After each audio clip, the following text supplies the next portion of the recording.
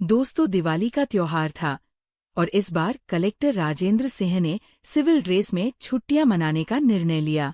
उन्होंने अपना सरकारी वाहन छोड़कर साधारण कपड़ों में एक ऑटो रिक्शा का सफर चुना, ताकि बिना किसी पहचान के अपने शहर को नजदीक से देख सकें। कलेक्टर साहब को अपने बचपन का शहर याद आ रहा था। सड़क के दोनों ओर छोटी छोटी दुकानें सजाई गई थीं। हर तरफ रोशनी और दियों की कतारें थीं, मानो पूरा शहर दीपोत्सव मना रहा हो। लेकिन इस यात्रा में कलेक्टर के साथ कुछ ऐसा घटित होने वाला था, जो न सिर्फ उनके जीवन का एक अध्याय बन जाएगा, बल्कि उनकी नज़र में पुलिस विभाग के काले पक्ष को भी उजागर कर देगा। कुछ ही देर में उनका ऑटो एक पुलिस चेकिंग पॉइंट पर रुक गया।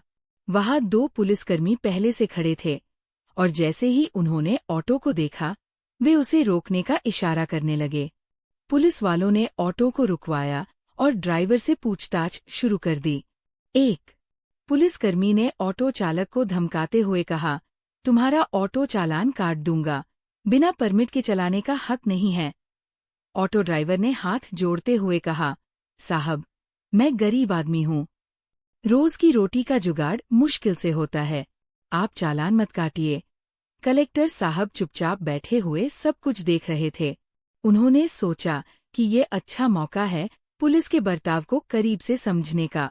उन्होंने कुछ बोलने की बजाय स्थिति का निरीक्षण करना बेहतर समझा।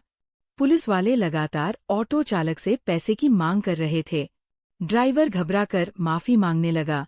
जब पुलिस वालों को लगा कि ड्राइवर पैसे देने को तैयार नहीं है, तो उनमें से एक पुलिसकर्मी ने कलेक्टर साहब को घूरते हुए देखा। उसने कहा, तुम कौन हो? सरकारी अफसर बनने का नाटक कर रहे हो? कलेक्टर ने शांत स्वर में कहा, मैं सिर्फ एक साधारण आदमी हूँ, छुट्टियों में घर आया हूँ। लेकिन पुलिस वाले मानने को तैयार नहीं थे। उनमें से एक ने कलेक्टर को ऑटो से बाहर खींचा और दुर्व्यवहार करने लगा।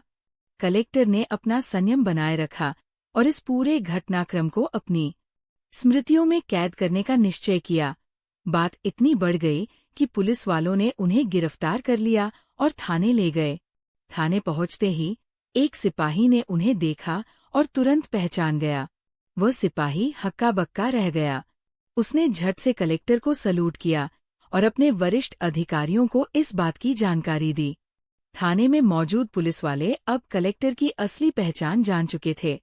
उनकी आंखें शर्मिंदगी से झुक गईं। कलेक्टर राजेंद्र सिंह ने उन पुलिस वालों को बुलाया, जिन्होंने उनके साथ दुर्व्यवहार किया था। उन्होंने कहा, आप लोगों का ऐसा रवैया पुलिस विभाग की छवि को नुकसान पहुंचाता है। मैं चाहता था कि आप अपनी जिम्मेदारियों को ईमानदारी से निभाएं। ऐसे भ्रष्ट आचरण से जनता का विश्वास पुलिस से उठ जाता है। कलेक्टर ने पुलिसकर्मियों को समझाया कि पुलिस की असली ताकत उसकी ईमानदारी और जनता की सेवा में होती है। उन्होंने कहा, अगर जनता आपके पास आए तो उसे इज्जत दें। आपकी पहचान आपकी वर्दी से होती है, और जब आप वर्दी पहनते हैं तो ईमानदारी से अपने कर्तव्यों का पालन करें। ये आपका कर्तव्य है। पुलिसकर्मी शर्मिंदा होकर उनकी बातों को सुनते रहे। उन्होंने कलेक्टर से माफी मांगी और अपनी गलतियों का प्रायश्चित करने का वादा किया। उस दिन से पुलिस थाने में एक बड़ा बदलाव आया। कलेक्टर साहब की सीख ने सभी पुलिसकर्मियों के दिलों को छू लिया था। उन्होंने तय किया कि भविष्य में वे अपने कर्तव्यों को पूरी ईमानदारी के साथ निभाएंगे। कलेक्टर राजेंद्र सिंह के इस अनुभव ने उन्हें ये सिखाया कि समाज में भ्रष्टाचार को मिटाना आसान नहीं है, लेकिन अगर हर व्यक्ति ईमानदारी से अपना कार्य करे तो एक दिन बदलाव जरूर आएगा। इस घटना के बाद पुलिस विभाग में अनुशासन का एक नया अध्याय शुरू हुआ और कलेक्टर साहब का वो अनुभव शहर में एक प्रेरणादायक कहानी बन गया, जो वर्षों तक याद की जाती रही। दोस्तों, वीडियो अच्छा लगा हो तो वीडियो को लाइक करके चैनल को सब्सक्राइब करना न भूलें। धन्यवाद।